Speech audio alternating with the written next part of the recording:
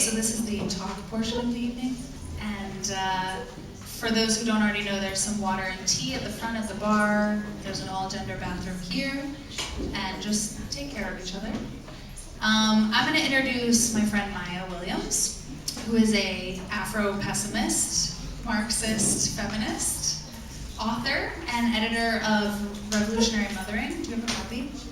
Love on the Front Lines, an anthology that was recently put out in the States. She's on book tour in Berlin right now. There's also going to be a reading on the 29th. Is that right? 29th? I think so. Yeah. So there's going to be a reading with Taj Pitta and some other Berlin mothers present, talking about what mothering means to them. You're also a poet and an author of several works of poetry, a midwife, a mother, and a journalist and an activist who's worked globally from the Congo to Palestine to Ecuador. Yes, all right. Hi there. So I actually had this other introduction that I was thinking I had worked out in my head, and then I realized Nadia basically introduced you already. So instead, I'm going to take 2 minutes and say, this is Melanie, and the thing that I absolutely admire about Melanie is that at some of the points in my life in which I needed the most amount of support, she was one of those people who stepped up over and over again. And I think for me, people theoretically can talk about community accountability and transformative justice and blah, blah, blah, but I actually got to see you do it in action, and that, yeah.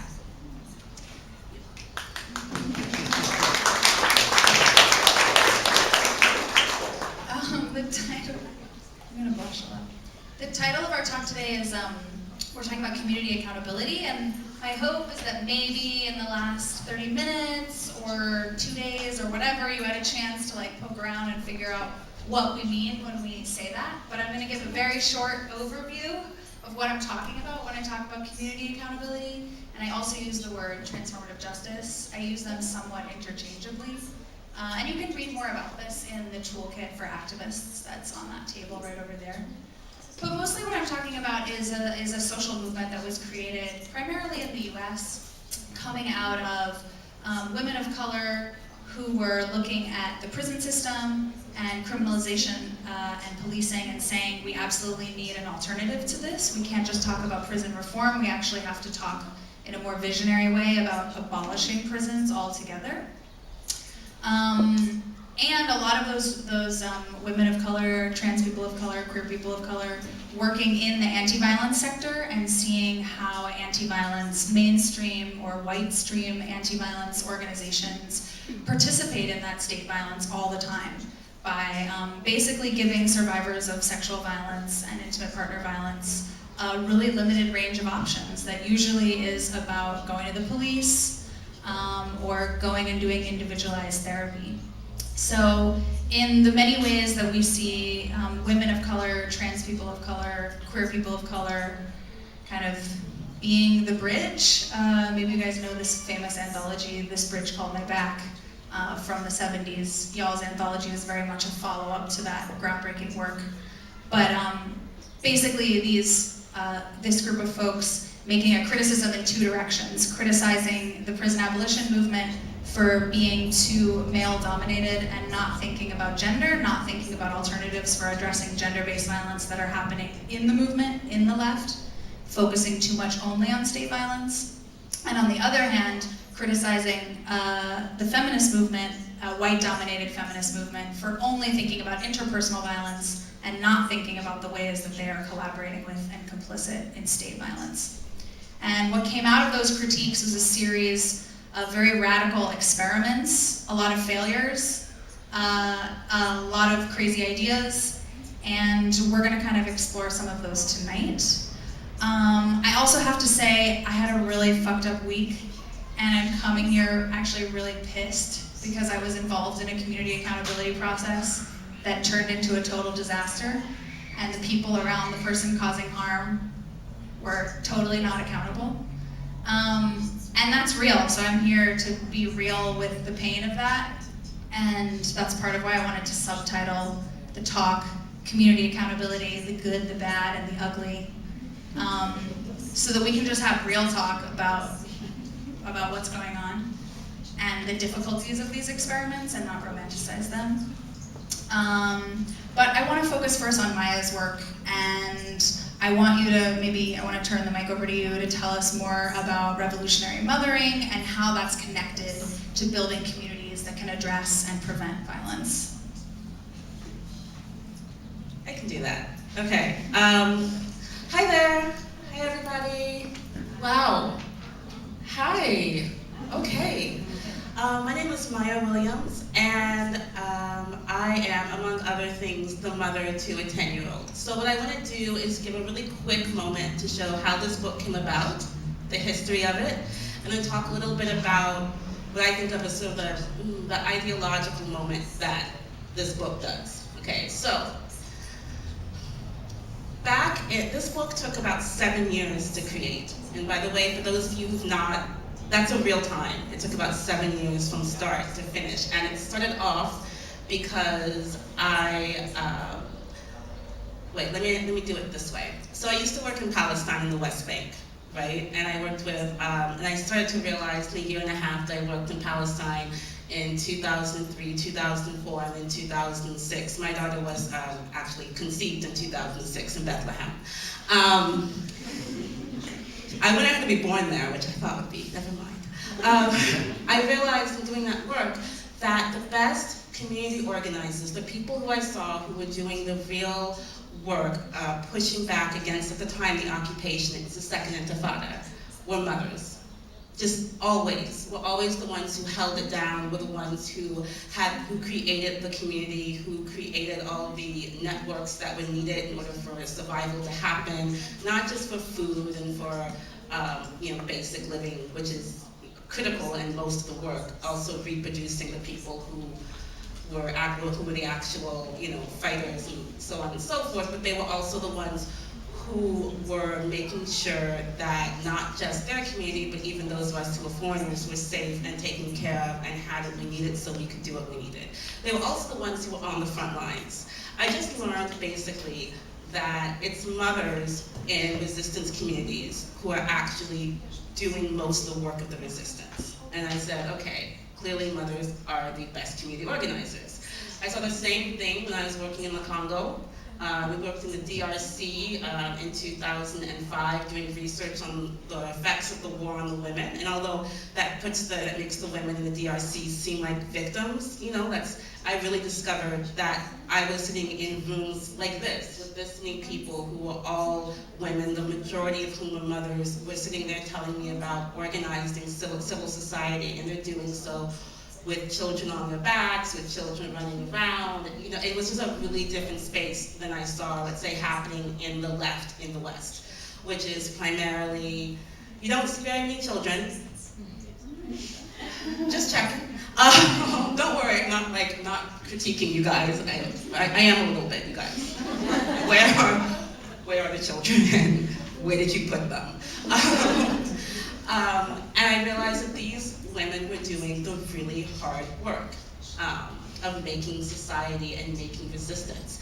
And so I decided I wanted to be, and I've always wanted to be, a really good community organizer. So obviously I became a mother. So, which again, I realized later on that that's a weird space for a lot of people to imagine, that I thought mothering led to you being a better community organizer, where, to be honest, in the West, oftentimes, mothering kind of takes you out of activism. And it's not, and I'd like to point out, we'll talk about why for a second, we'll talk about the ways that's destroying leftist movements. Following me? Okay, where were we? Right. The ideological moment. The ideological moment. So, right, so the book came about out of that, for me, out of that realization. And then I met Alexis Pauline Gumbs and China Martins, and we decided we wanted to do an anthology looking at these issues. So, here's my ideological moment. I'll do this quickly. My basic thing when it comes to revolutionary mothering is, I say, we are not the ones destroying the earth. Mothers get blamed for almost every major societal ill that exists, right? And if you think about it for a second, so I base it from the States, but we could do this in Germany if I spoke German probably. So black mothers only create criminals, right? That's what black mothers do. They reproduce criminality according to sort of like society. Immigrant mothers create what we call anchor babies, right? Poor mothers are just sucking off the teat of the government. Queer mothers, right, are destroying the very basics of family, and thank God. Who else do we have here? And we can keep going. Over and over again, we see that mothers, especially marginalized mothers, are basically blamed for reproducing, and they're blamed thus so that somehow their very reproduction is destroying society. And my pushback to that is we are not the ones destroying the earth. We didn't cause this, you know? We didn't cause the 2008 Wall Street crash. That wasn't us. You know, we didn't cause the Katrina, the Katrina catastrophe that happened. That wasn't black mothers, you know. Over and over again, we didn't cause the environmental degradation that's happened to this world. That was huge corporations. That's not mothers. And it's not only did we not cause any of this, but actually we're the ones who are on the front lines and who have to deal with the catastrophes that happen the most. When a housing crisis happens, it's mothers and children who are the first to be actually affected. You know, when Katrina happened, it was mothers who were the first to be affected. When the Israelis come into Palestine, it's mothers and their children who are the ones who are first affected. You know, they're the ones who actually. So over and over again, we're the ones who are on the front lines. We're the ones who are most affected. We're the ones who really need to be centered in the work.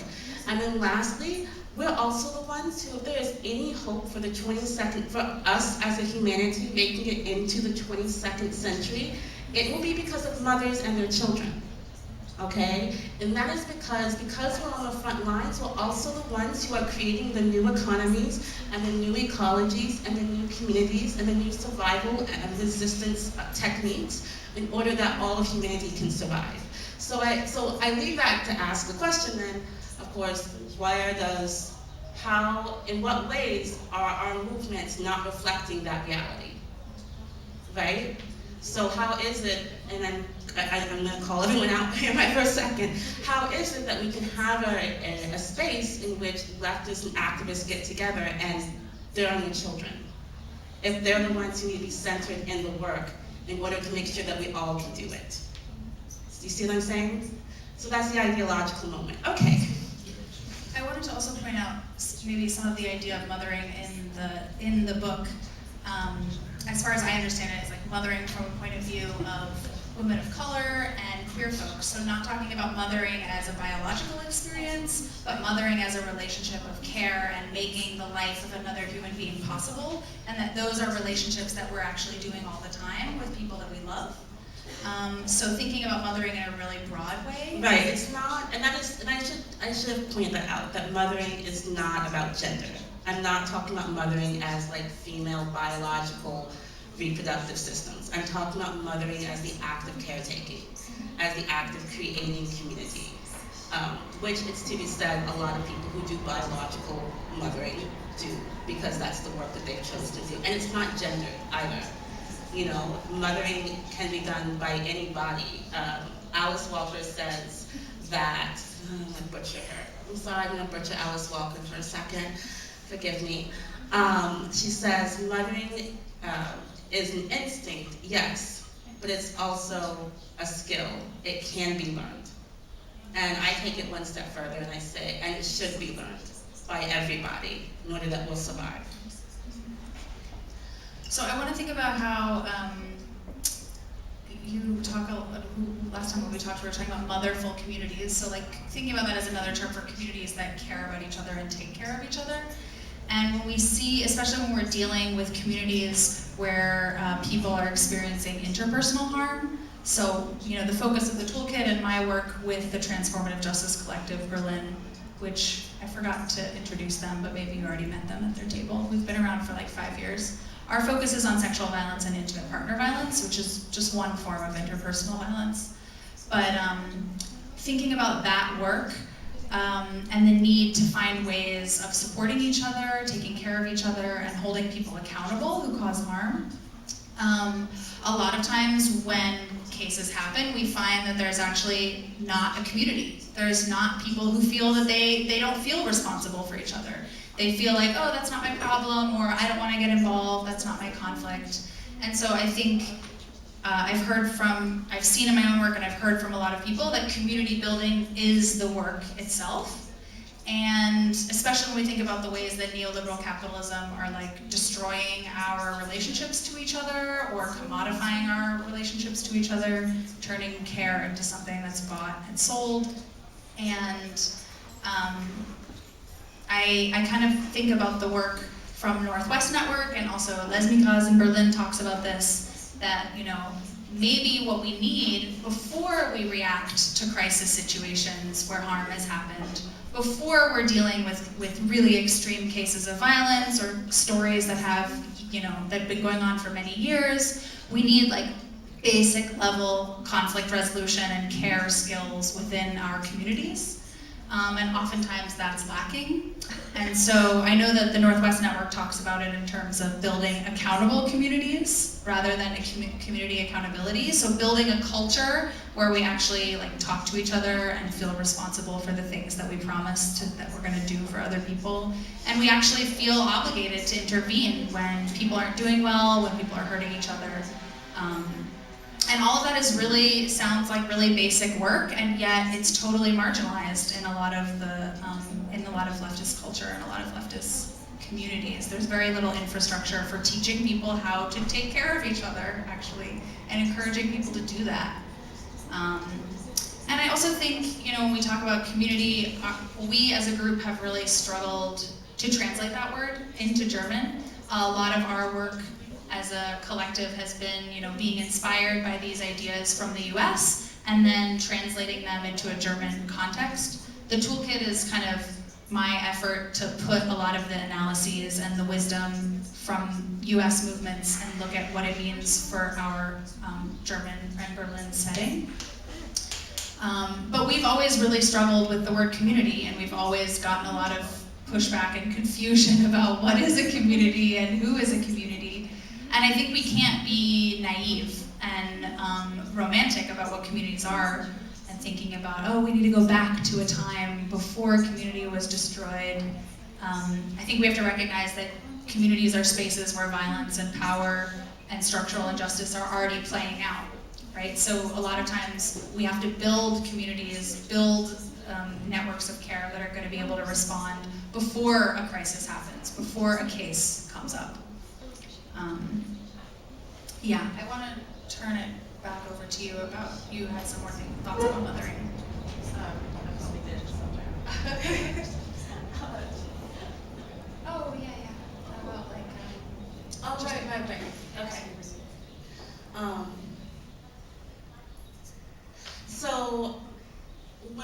So kind of bridging off of that a bit is, excuse me for a second. Also, excuse me, I got a cold when I got here, speaking of caretaking, and then it has become this other thing in my life. So it's like a monster living inside of me. If I'm a little shaky, you'll have to excuse me. It's disgusting. Okay. So one of the things that I think has happened, especially under neoliberal capitalism, is that we have basically created a society, and Sylvia Federici and Selma James and Maria Della Costa talk about this. If y'all don't know her, read them.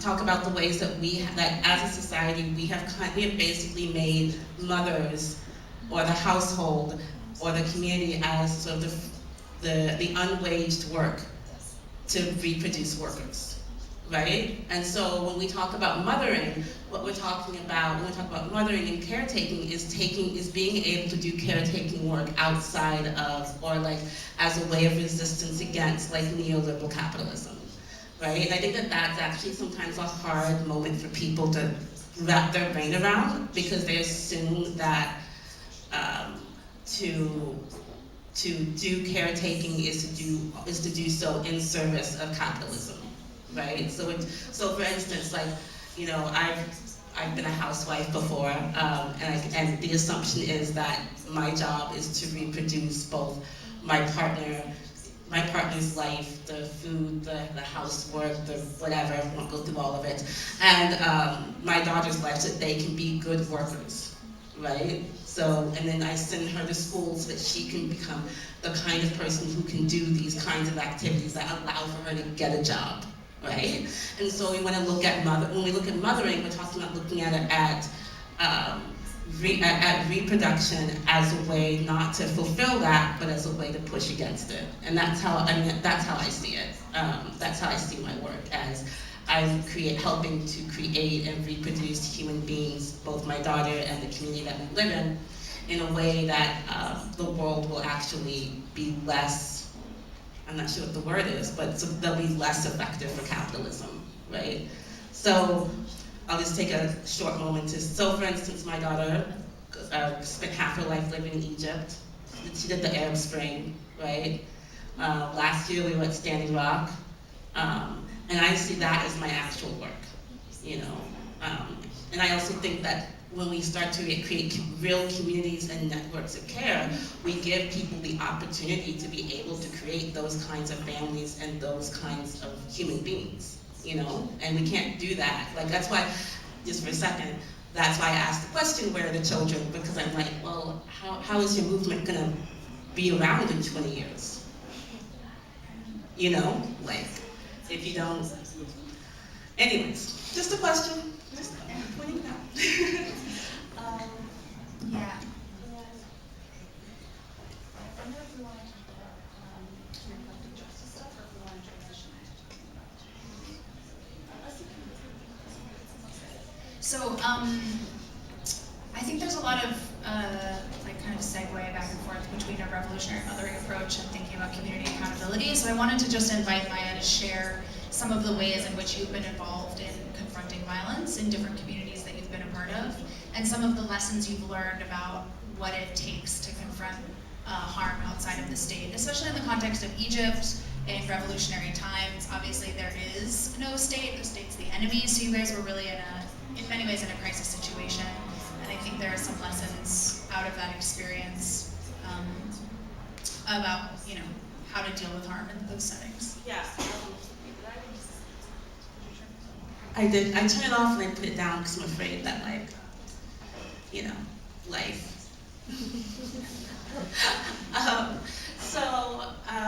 Yeah, I think that there were a lot of moments that I wanted to kind of touch towards, but one of them was definitely finding ways. So, Arab Spring, Revolution, Egypt, Tahrir, we're good.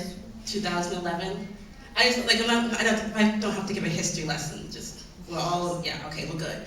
So one of the things that happened, of course, is that it was against the police, and there were times when when the Egyptians, when we managed to push the police out of the communities. Also, the police suck. So you wanted to be able to find ways to deal with, to be able to create community and create systems of care, but to do so in ways that we didn't rely on the police. Like, there's no way we're inviting the police into our house. And I mean that as in, like, that never happened. Like, in all the time I was in Egypt, no one ever called. Like, that seems, sure, I'll just let the rabid dog, never mind. Rabid dogs are actually much nicer.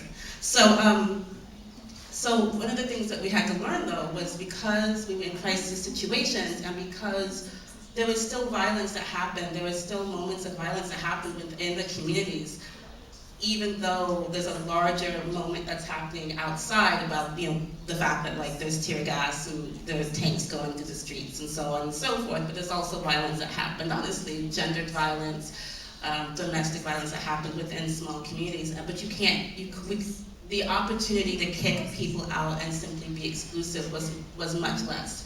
There was no way to dispose of people. Does that make sense? And so we had to find ways to be able to make some type of justice happen in the communities without being able to call on these state mechanisms, we're not going to call the army because, some guy decided to beat up his girlfriend. Like, that's not a real thing that can happen.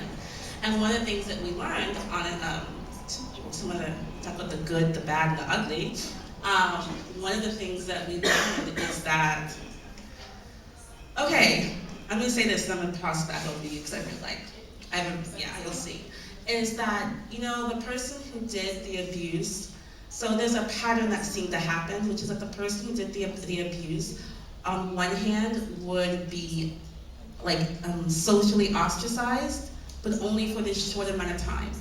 And then, and I started to try to figure out why that was happening. Like, why does this keep happening, man? And I realized it's because the person who does the abuse oftentimes, not always, I know, oftentimes has more social power, right?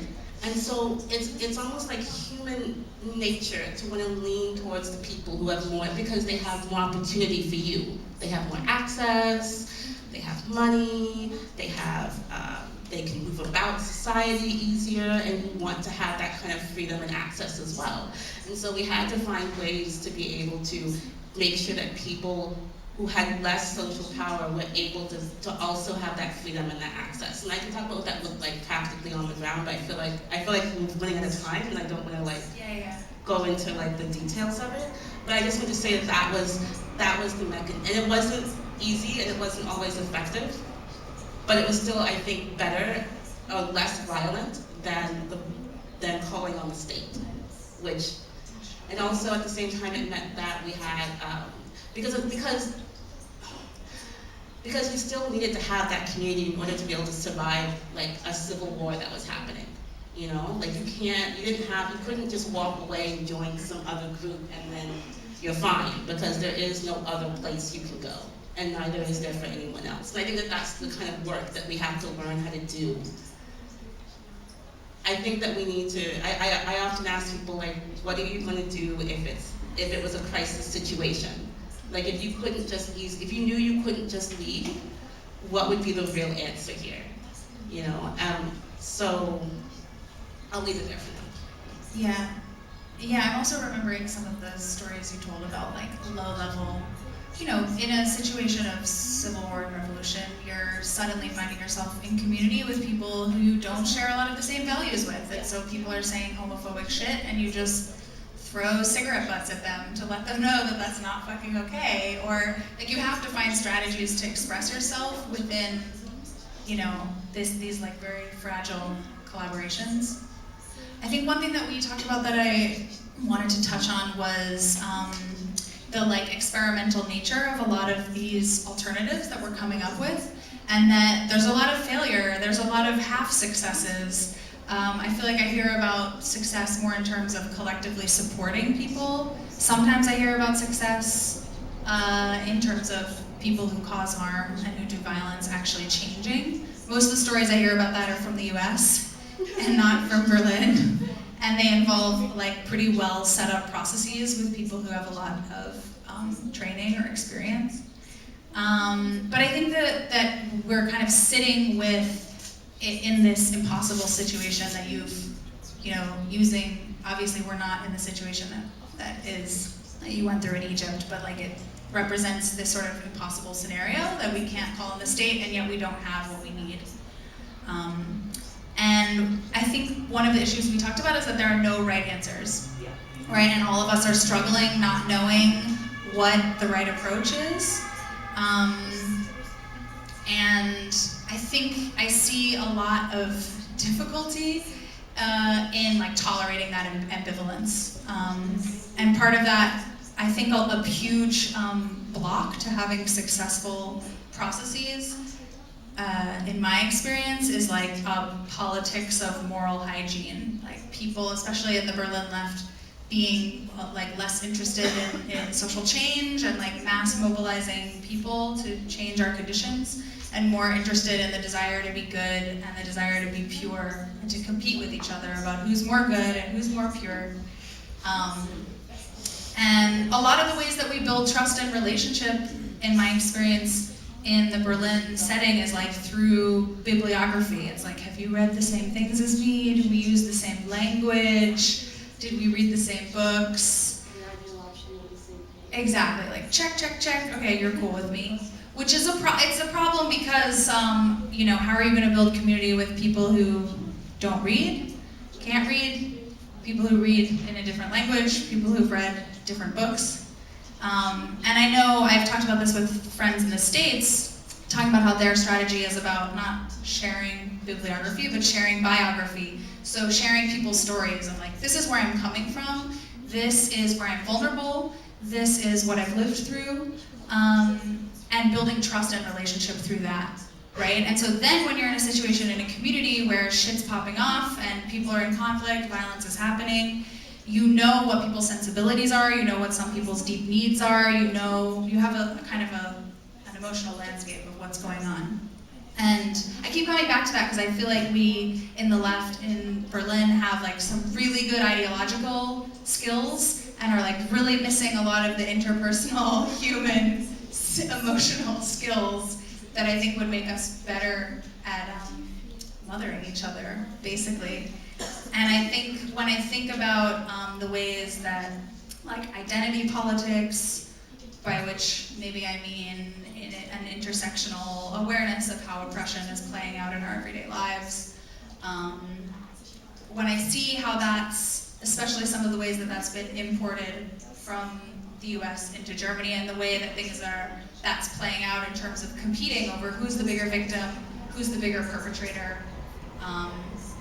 And a lot of that for me, I see, reminds me of stuff I see in the US around white folks and white folks not being able to deal with their privilege, feeling a lot of shame and guilt, and really wanting to be clean, wanting to be right, wanting to be on the right side and have the absolute best ideological position so that they can't be attacked. And I understand the safety of dogmatism, I understand why we are there. I also understand why people are afraid of being wrong. We live in a culture that uses like shame and punishment to tell people who they need to be and to produce functional laboring subjects. And so part of what we're trying to get to is, you know, how are we gonna get out of that mess? How are we gonna teach people and share what we want from them, what we need from them, what kind of behaviors we expect, without using shame and punishment. And let's be real, sometimes it doesn't work and you're like, yeah, fuck yeah, I want public shame. I'm done with my transformative approach. I gave it my all and I got nothing. So I'm not here to like judge any choices that survivors make, right? And I think we can also have like grand visions and try to reconcile them with like pretty rocky realities. But I do think in some ways for me, what I find so healing about community accountability as a philosophy is that it doesn't start from the position that we're all wonderful people. It starts from the position that we all have the ability to hurt each other. No matter our position, we all have in some time in our lives, the ability to oppress other people and the ability to harm other people. And what does it mean to reorganize our lives around that? Around, okay, we're all vulnerable to each other and we can all cause harm, and what would it mean to then, yeah, own that, sit with that, and not react. You know, we had a conversation about that. I think the biggest block, I want to say hinderness, the biggest block to getting people to be responsible when they fuck up is morality and moral hygiene. So morality is like really focused on like, what does this behavior say about me and the deep status of my soul and my being and my role in the community, and it's like, nah, no.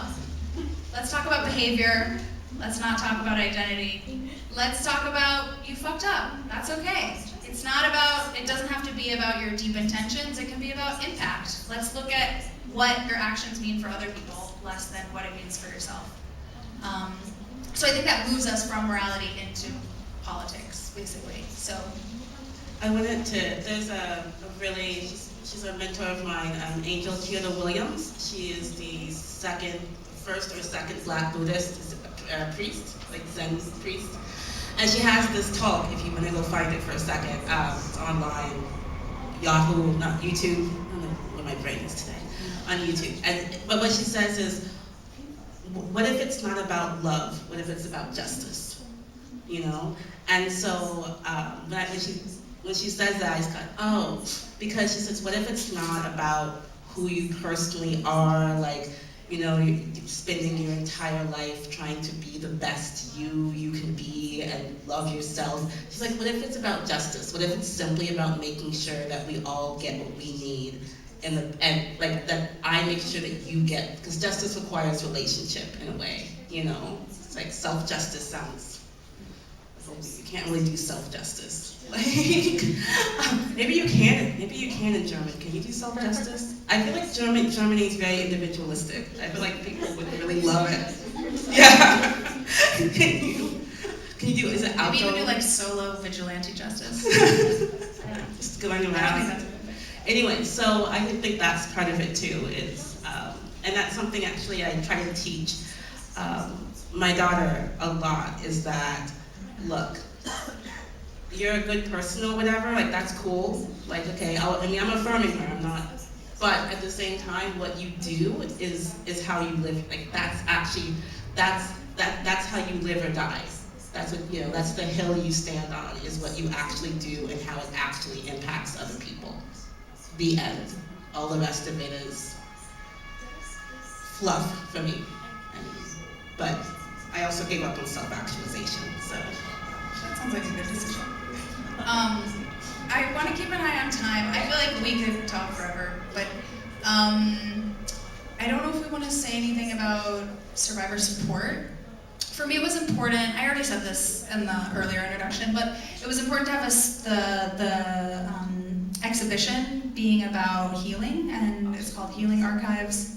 I'm thinking about different like ways that people are getting their healing work done. So like Olivia had this amazing work interviewing different folks with like positive affirmations that she can listen to on her bad days, and having that as sort of like a playlist of supported voices.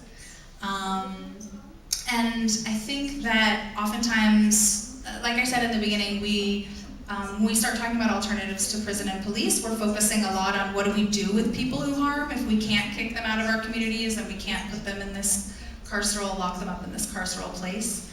And sometimes that's like sucking all the air out of the room, and that's sucking all the energy and resources out of our communities, and we're not actually recentering the people that have been harmed and focusing on our solidarity with them. So I don't know if you wanted to share any stories. It's not actually a story, but it is. I am also, among other things, I'm the managing editor for a magazine,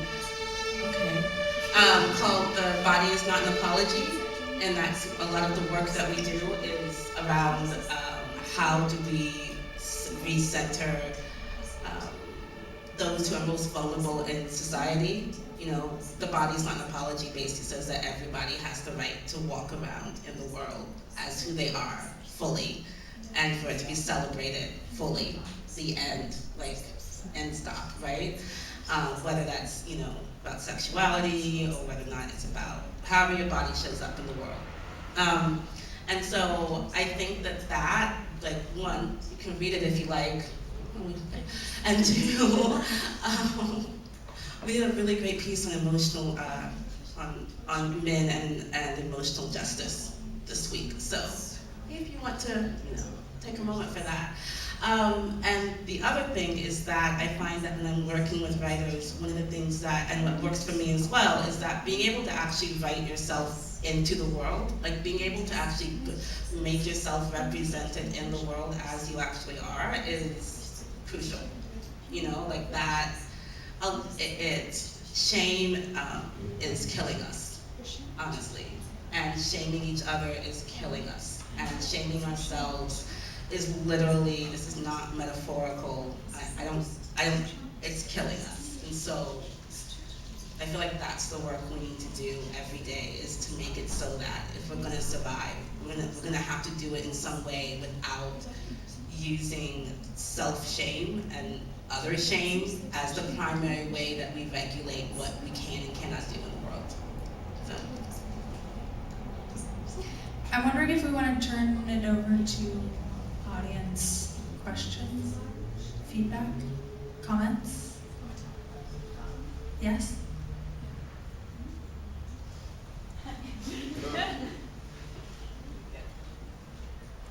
Give you some time to reflect. Pass the mic.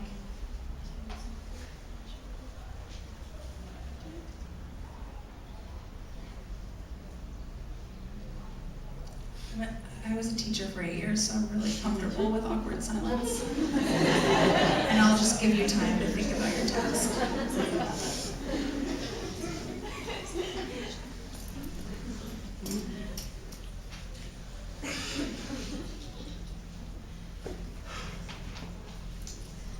I'll volunteer. Thank you. First of all, this was a really amazing talk. Thank you, Maya, so much. Mel, you're great, as always.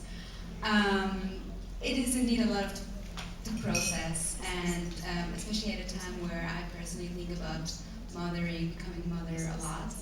And I'm confronted many times, unfortunately, with that idea that mothering is, people associate it with some kind of biological relationship, and particularly a relationship that kind of binds you, confines you, and has nothing to do with liberation. And the worst thing actually that I hear about becoming a mother or mothering is that you cannot be part of the revolution anymore because you're extra vulnerable, and this is a security factor or a security risk, something like that, I think people have this kind of misconception that a revolution is armed struggle and that's it, and you cannot have a baby and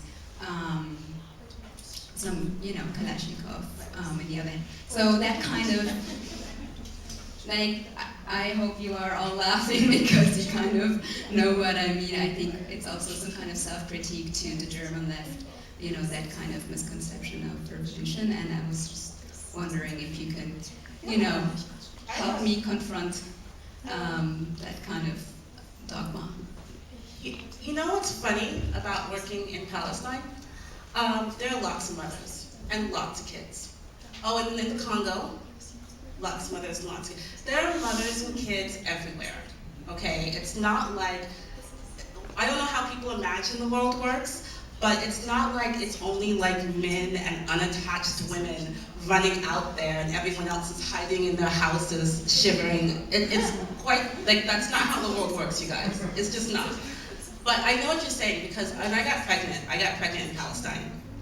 It was 2006, Israel was bombing Lebanon, Israel was kind of bombing Gaza. Israel was doing a lot that summer, is my point. They were real busy. And I got pregnant, and I was a journalist. And everyone around me, not everyone, all of the white Westerners were like, Maya, what are you gonna do? Your life, what will happen to your life? And I was like, I guess I'll just be like all the other mothers here. I'll put my kid on my back and I'll keep going.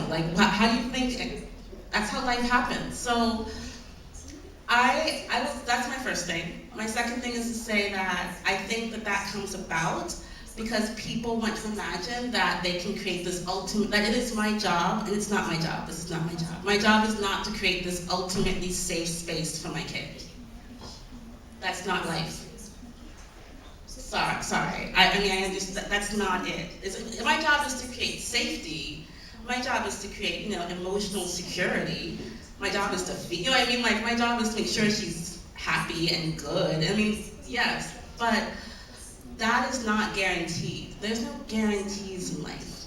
And I asked the other question, which is, okay, let's say, but the activist left assumes that you can leave it. What happens when you can't leave? What happens when you can't leave the resistance? Because I worked in Chiapas.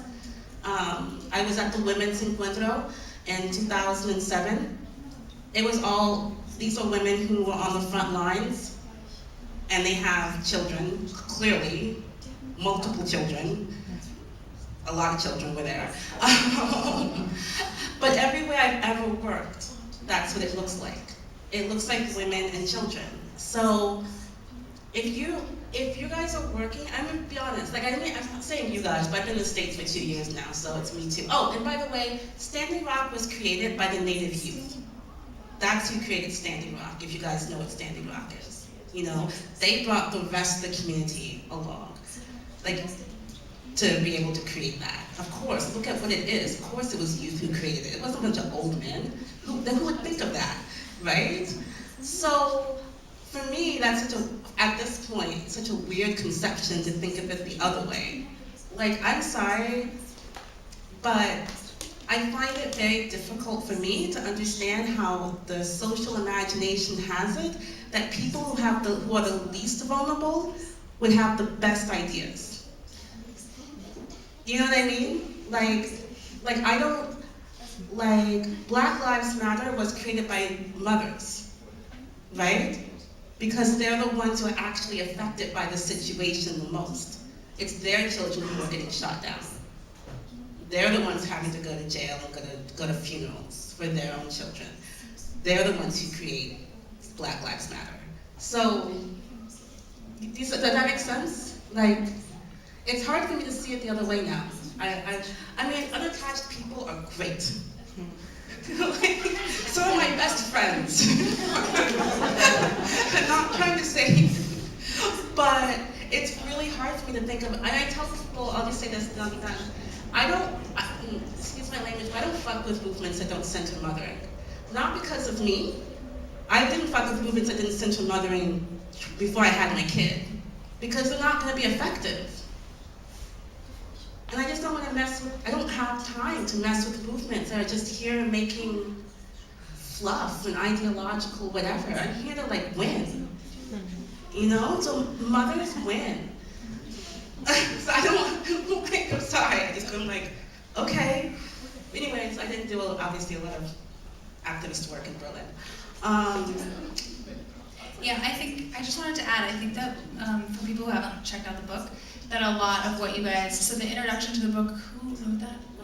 Loretta Ross, who was very involved in creating the reproductive justice framework in the 90s in the US. And I think a lot of, just to give background on this, that the white women's movement has been having conversations for a long time about abortion and the right of women to not be mothers and not have children and not fulfill this hetero-patriarchal vision of the precious white mother and her children. And we know that that's actually mobilized a lot.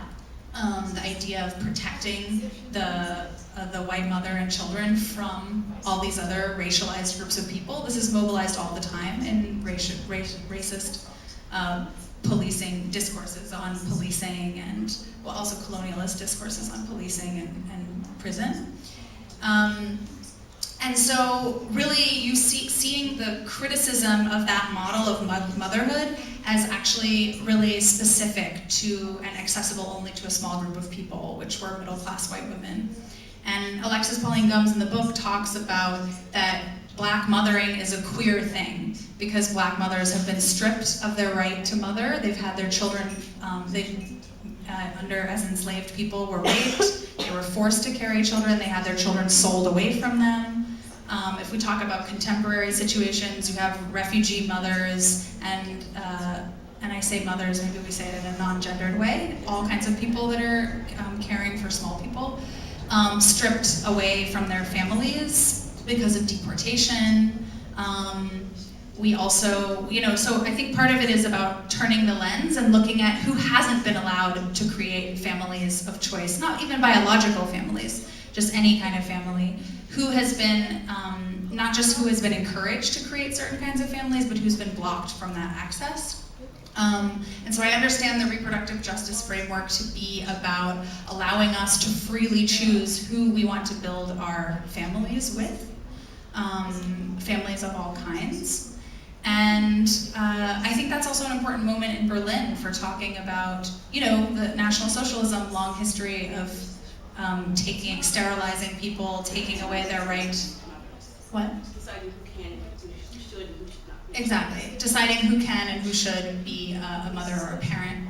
And even, Germany is so fake homo-friendly. Queer people don't have the ability to adopt children in this country. That's insane, right? So people are not allowed to create the kinds of bonds that they want to. And I think when we're talking about mothering, you're centering a lot the idea of intergenerational bonds, which is about, yes, it's about bonds with small people, it's also about bonds with people that are older than us, and about, I know that that's also pretty central, thinking about like the wisdom of older generations and ancestors, and that we actually really need to build those bridges, right? And when we talk about criticizing German leftist spaces, thinking about who has access, right? Who is able to be here. I mean, we fucked up, we didn't provide childcare, so it's also our fault. But, okay, enough on that. Anyways, you've all had more time to think. So maybe, yes.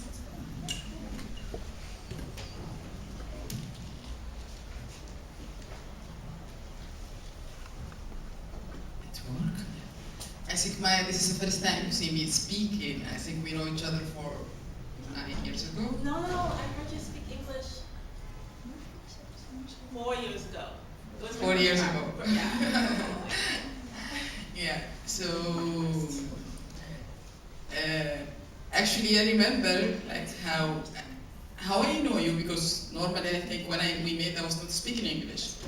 So we spent a lot of time together for different reasons. The first thing I remember at Hurriya's bar, he's the bartender, he asked me, do you know Maya's daughter? I said, no. He said, I think you have to know her. And I don't know why he said to me that. And I don't know if you realize how this community we live inside, that with those different group for different reasons, you know them. Do you know how they know you as Maya, the mother? I don't know. Yeah, I think it's very interesting because actually I don't know who you are. Actually, this is the first time I know who you are. I assume I know you,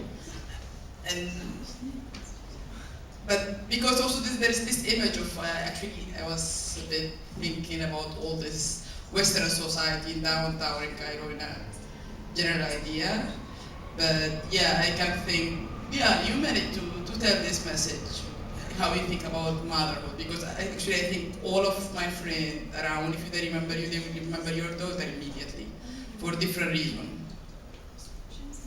This is an amazing kid. Yeah. Okay, I have so many questions, but we'll talk afterwards. We've known each other, we met in Cairo in 2010, I think? 2009, 2010? And I'm like, there's a lot of, yeah. But I did, and you know, I used to tell you this, I did bring my daughter with me, like, not every moment of my life, but I brought her everywhere, which is a very controversial thing in Europe. But yeah, she's solid. Like the fact that she's not here with me right now feels a little, but I need a break. I had her at the bar, I had her at the demonstration, I had her, if we went out with friends, they'd be like, where's your kid, why isn't she with you? And Berlin is a very weird thing, that's like the opposite world, like where people are like, why is your kid here? And I'm like, because she's human. And she too wants to participate in society. It's not my job to like create for her these tiny little worlds that are like, I guess, only people who are her same age, and they all have to play together, and they all have to be, you know what I'm saying? It feels very tight, and it feels very inhuman to me, the way that we've organized and structured out how we deal with children. And it's cool, like, do your thing. I'm not like saying it's wrong, I'm just saying it feels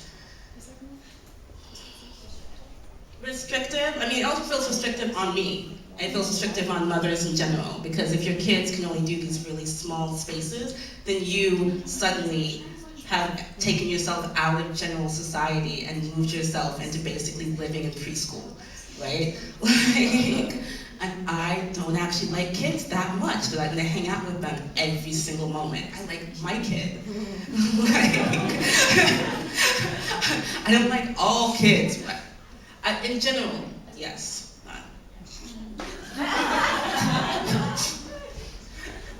But yeah, Are there other? Oh,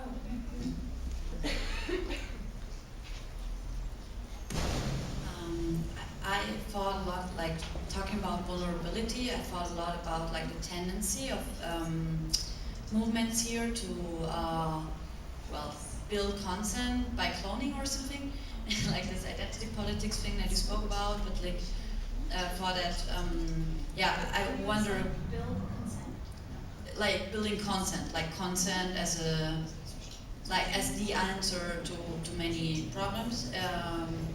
And I was wondering, like through your practical work, creating accountability or transforming and organizing communities, maybe what's your thoughts on like the necessity for like constructive dissent, with probably like from what you said, like centering the most vulnerable people in like who's listened to. Yeah, I would be glad maybe to hear about like what you think, like how much the obsession for consent is needed for social justice movements, or like if it's rather hindering people from accepting differences. I get stuck with that question. Okay, let me see if I understood it. So the idea of the consent, not just in the sense that everyone agrees, but that people are similar, like they share the same identity and they've read the same things, and is that what I understood? Rather than agreements or like talking things out, having dialogue. Right, consensus rather than, yeah. Mhm. Oh yeah, we're always trying to think a lot about the relationship between consensus and consent, which is one of the ways we talk about sexuality a lot in like, anti-violence work. Wait, so your question is like, what is the room for dissent?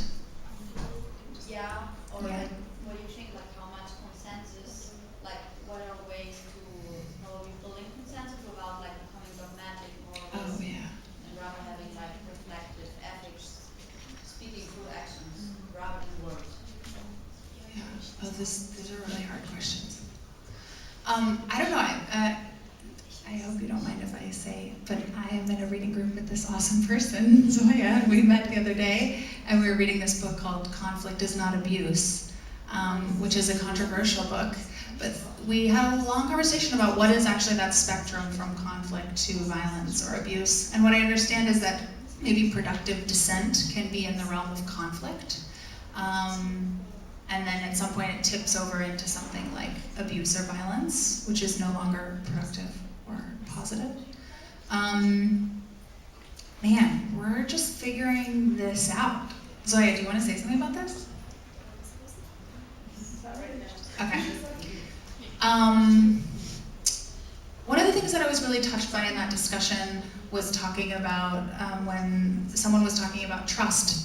So that the possibility to keep having communication to resolve a problem is only possible if people trust each other. And a lot of that has to do, I think, with connection, like looking someone in the eye. What happens though in a lot of cases of violence and sexual violence is that connection is so broken and trust is so broken that it's actually a lot of the restorative justice techniques that are used, that are used in Germany, kind of, we talk about it as like Täter-Opfer-Ausgleich. These are techniques that originally come from indigenous peoples' principles of justice that are a lot about bringing people together at a table who've been harmed by violence to fix that violence. And what we find, there's been a lot of criticism of that in the case of sexual violence and partner violence, because bringing people together where there's such a harm and break of trust and connection, and often a huge power imbalance, either a social power imbalance or the violence itself has created an imbalance of power, makes it really hard for those people to be together at a table in any way that's not just going to perpetuate the patterns of violence and abuse that have been going on. And so what happens a lot is that you get a mediated process, right? You have some folks that are supporting the survivor, some folks that are trying to work with confront and hold the perpetrator accountable, and those groups come together to try to build trust and talk to each other. I think that doesn't answer your question at all, but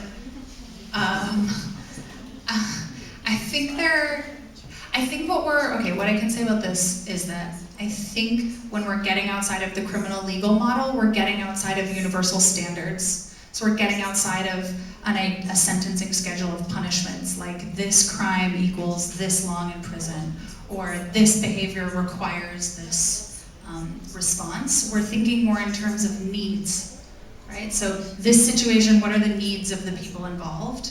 And how can we make sure that we prioritize the needs of the people who've been most violated and marginalized and had their needs most neglected?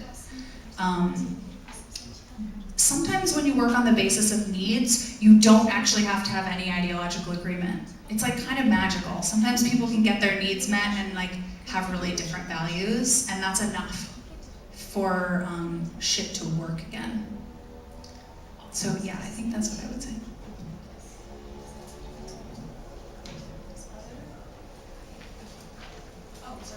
I should not be.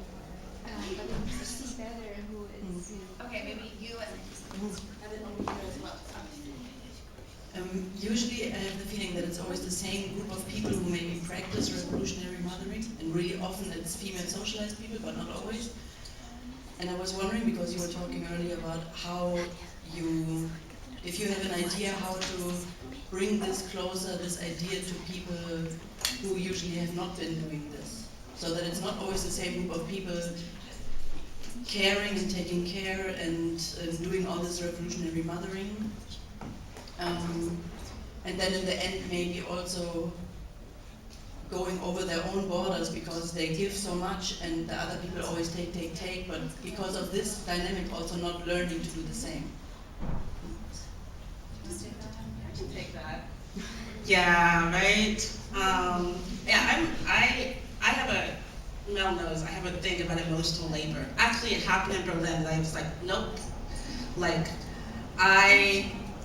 there is a point of like, there are certain people who are, what I say is that there are people who are, that revolutionary mothering is not gendered, but there are people who have been socialized and taught to do this work, and the rest of society just simply expects it of them, and also without compensation, right? Like, it's emotional labor, it's caretaking without compensation, or real compensation, other than whatever. The short answer is no. I don't know. If I did, man, I'd write a different book. like, honestly. So if anyone knows, talk to me. Because so again, I feel like what ends up happening is I have to be the one, or that like, people who do mothering have to be the ones who have to create these boundaries and reinforce, and that's another type of emotional labor, is to constantly be creating boundaries and reinforcing the boundaries and blah, blah, blah, and so on and so forth. By the time you're tired of that, so you just do the thing anyway. Oh my goodness. So, the only thing that I can say is that I believe dearly, and I believe fiercely, that there has to come a point when humanity, piece by piece, community by community, I want to talk about the Zapatistas for a moment, where I got to see a little bit of that happening, where communities are under, what's what I'm looking for? No, under conflict, who are living under like, who are besieged, thank you.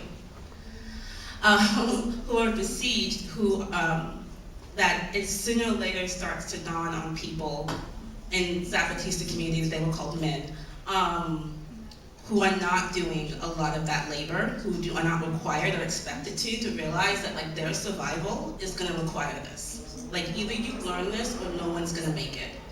Because there's too much to do, and you can keep pretending like it all should go on to like women and mothers and blah, blah, blah, but you gotta survive.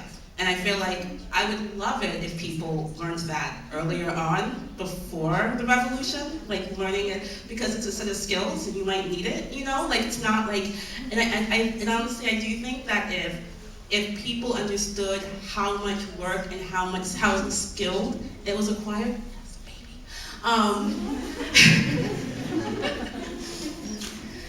If people understood that, they'd be actually more interested in, I think that because people think, oh, I'll just do, if I have, it's like, let me give a short, quick example, and then we'll move over. Which is that I was partnered for a while, and it turns out he found out that keeping the house clean is actually a skill. It's a series of skills you have to learn, and if someone's not there to do it for you, the house will not be clean. It's not like you can just learn it in 20 seconds, you know, like. So like it's like that, like that's the best I can say for it. Maybe that's the next toolkit. Emotional labor toolkit. Maybe we take a few comments and questions. So there's one here, and then one here. Maybe we take two, and then. Thank you for the speech, first of all. So my question is, how would you introduce the concept of community accountability to a Berlin context, since we don't have such strong communities here? And this was the first step named from you. And which traductions did you find for the community term?